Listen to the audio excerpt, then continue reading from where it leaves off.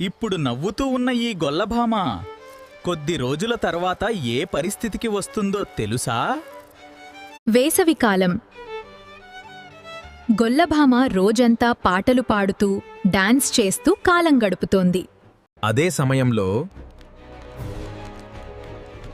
చిన్న చీమ మాత్రం కష్టపడి ఆహారం సేకరిస్తోంది. ఒకవైపు గొల్లభామ సంతోషంగా కాలం వృధా చేస్తుంటే మరోవైపు చీమ భవిష్యత్తు కోసం కష్టపడుతోంది. చీమను చూసి గొల్లభామ నవ్వింది. ఎందుకింత కష్టం, జీవితం ఆనందంగా గడపాలి అని చెప్పింది. రోజులు గడిచాయి. వేసవి ముగిసింది. చలికాలం వచ్చింది. ఆహారం లేదు, శక్తి లేదు.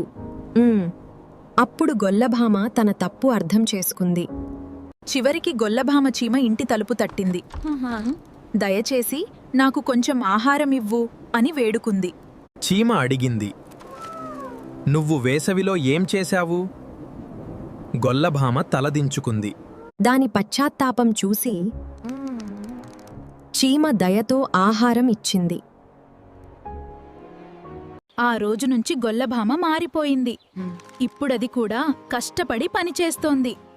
ఇవాళ కష్టపడకపోతే రేపు బాధపడాల్సిందే. మీరు చీమలా ఉన్నారాదా లేక గొల్లభామలా?